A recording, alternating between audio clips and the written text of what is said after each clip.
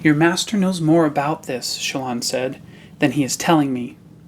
My master? Eatil asked. Mraize. The woman laughed. You mistake. He is not my master. He is my student. In what? Shallan asked. Eatil stared at her with a level gaze and gave no reply.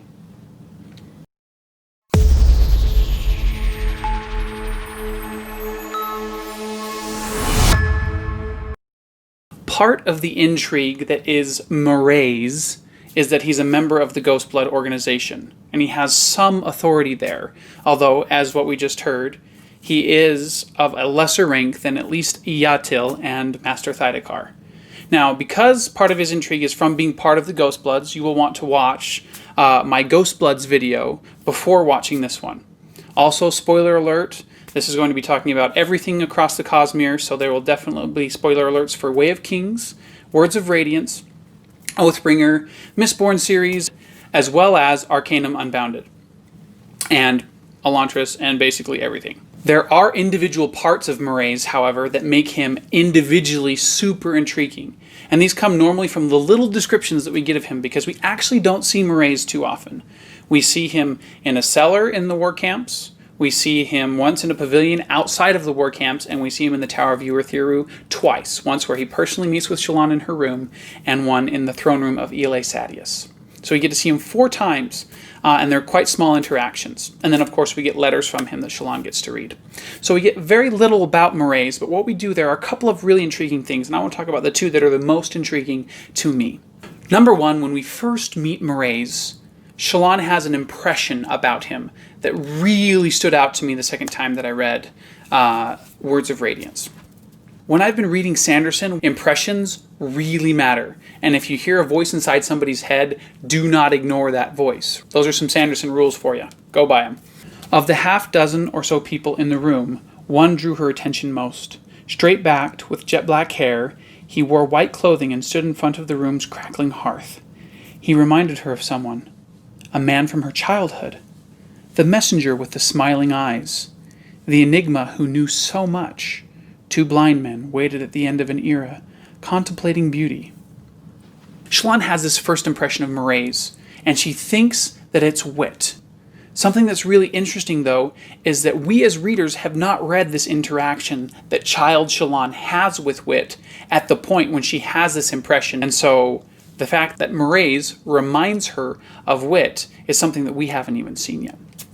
But there are a couple of key things in her description of Mraize that really stand out also that seem like wit, one of which is the jet black hair, which is a description that Sanderson has used often to describe wit on Roshar, although we know that he also has white hair in some scenarios. The interaction that child Shallan has with wit when he comes to her father's fair in Yakaved happens only 2 chapters after this interaction that Shallan has with Mraize. In fact, it is the very next viewpoint that we have from Shallan. Coincidence? I think not. In this encounter that Shallan has with Wit at this fair, Wit is wearing black, and presumably pretty much he's always wearing black. Yet in her interaction with Mraize, he's wearing white. It almost seems like there's this very specific contrast between the 2 of them. Also, in the discussion with Child Shallan, Wit talks about the nature of beauty with her. And in this discussion, he talks about how she should not stop her hunt for beauty. And one of the few things that Mraize can only ever talk about is the hunt. Again, there's this weird connection there that seems that the 2 have some type of either history or similar origins. This isn't the only place that there's some kind of weird connection that we see between Mraize and Wit that really, really intrigues me. Another one of those happens in the diagram, which if you remember is, of course, all of the writings that brilliant Taravangian wrote across all his walls in trying to predict the future in a way that kind of seems mathematical rather than magical. In the diagram, he writes about this wanderer. But who is the wanderer, the wild piece, the one who makes no sense? I glimpse at his implications, and the world opens up to me. I shy back. Impossible, is it? From the diagram, West Wall, Psalm of Wonders, paragraph 8. Note by Adrotasia. Could this refer to Mraize? Sorry, Adro, but I don't think of Mraize when I read this description. Do you? The person that I think of when a wanderer that makes no sense, that has wit written all over it. Shallan thinks so too.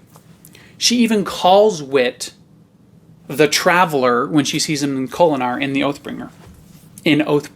And the traveler is very, very synonymous to wanderer. So there's some type of connection between Mraize and wit.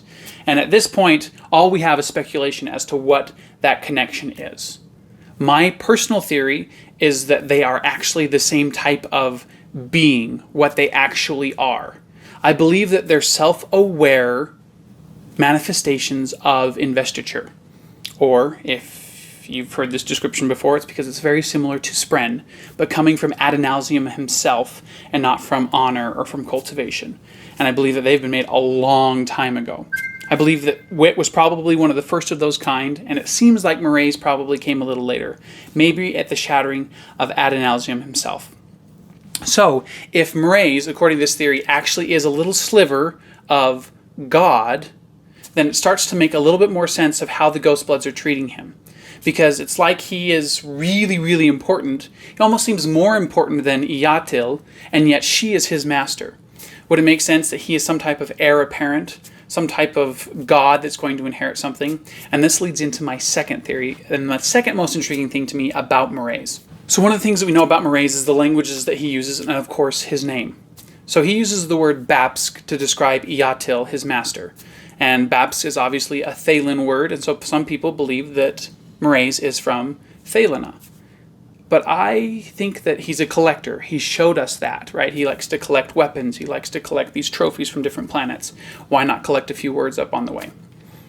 Another thing about Mraize is when we first meet him, he tells us that Mraize is a title, not a name. "I'm called Mraize," the man said. "You may use that title for me. And you are?" So if Mraize is a title rather than a name, what does Mraize represent? What does that title mean? Well, if we look at it, what does it look like in the Cosmere that we know?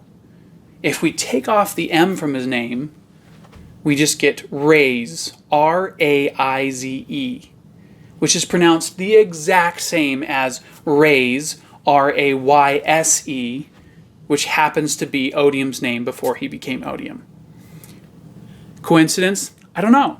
Also, there's 3 planets in the Rosharan system. We have Ashen, Roshar, and then of course we have Braize with B, B-R-A-I-Z-E. Happens to be the planet that is overrun by Odium's minions. It's where the heralds go in between desolations. That is their damnation. And there's this realm that's completely owned by Odium, and it's called Braize.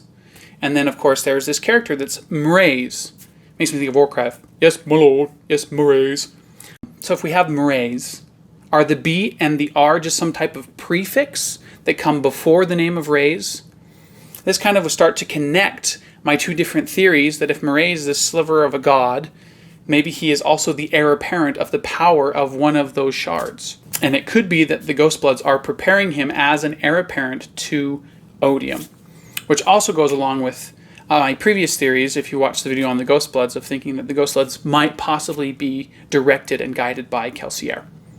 Let me know what you think of this video, of the theories of Mraize being a sliver of God, or maybe he's going to be trying to take the power from Odium. To me, it makes sense because he talks about it being for power, and loyalty is all that they work towards. So if power and loyalty are all that Ghostbloods work towards, what greater power than stealing the shard of Odium? So please let me know what you think in the bottom, comment, subscribe if you liked the video, and I'll see you later.